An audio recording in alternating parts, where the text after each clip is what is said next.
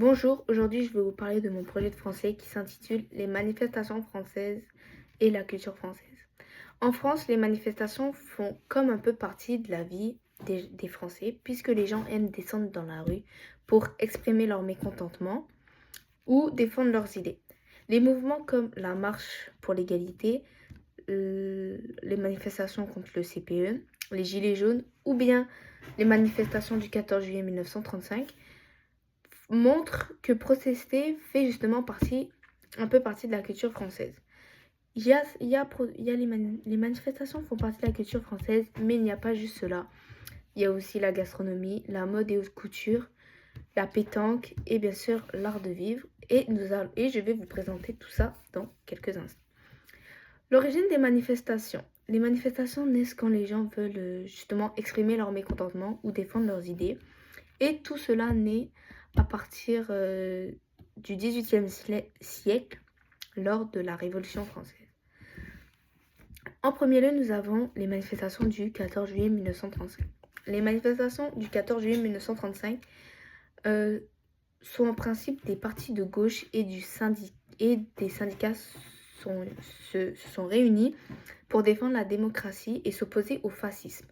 Le fascisme est un régime politique très autoritaire où le gouvernement contrôle tout et empêche les gens de donner leur avis. Donc en fait, le gouvernement peut t'imposer ce qu'il veut sans que tu aies ton mot à dire.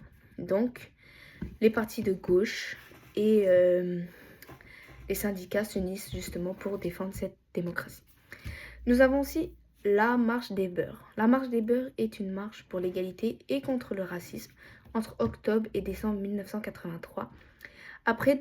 Cette manifestation naît après de violentes tensions, de violences et de tensions entre la police et les jeunes, surtout dans le quartier de Minguette qui se situe près de Lyon. La marche des beurs en fait est une marche qui part de Marseille et qui se rendra jusqu'à Lyon. Au cours de cette marche, le nombre de manifestants se multipliera puisque tout au long de leur passage, les jeunes et les manifestants vont récolter plusieurs personnes, ce qui donnera de grandes manifestations à Paris.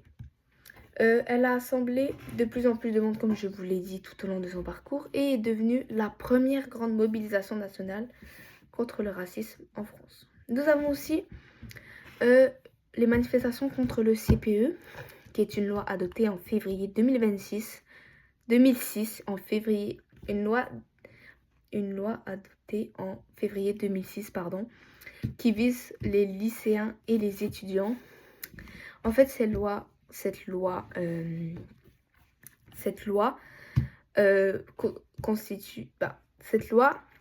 veut dire que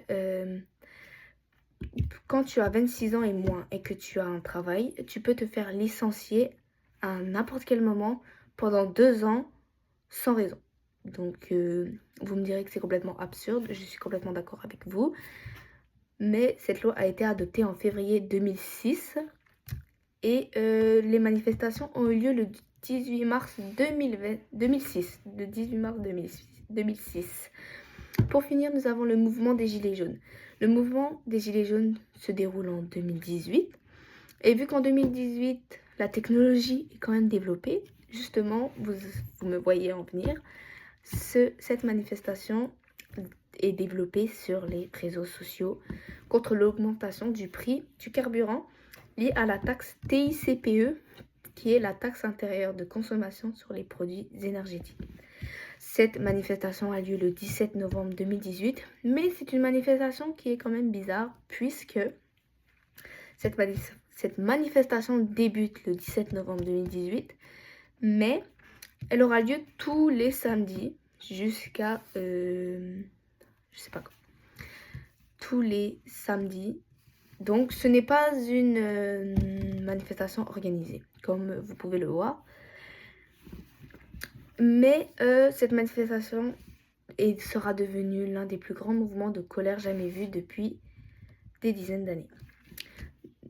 Les manifestations font bien évidemment partie de la culture française, car c'est leur façon d'exprimer leur colère ou leurs inquiétudes aux Français. Car en effet protester, débattre ou contester font partie d'un moyen de s'exprimer, comme la marche des beurs, qui est la marche pour l'égalité, la marche contre la CPE, le CPE, les Gilets jaunes ou le 14 juillet 1935. Certes, les manifestations font partie de la culture française, mais il n'y a pas que cela, et les gens ont tendance à l'oublier, pardon. Nous avons aussi la gastronomie, car les Français aiment manger, cuisiner, partager des repas en famille. Et bien sûr, dans la gastronomie, les Français font des plats quand même remarquables, comme le bœuf de bourguignon ou le millefeuille, qui est un dessert. Nous avons aussi la pétanque, qui est un moyen de passer du bon temps en famille ou entre amis. Nous avons la mode et haute couture, qui montre le style et l'élégance. Et nous avons aussi, dans la mode et haute couture, nous avons certaines marques comme Dior, Chanel, Louis Vuitton, qui sont des marques bien évidemment françaises.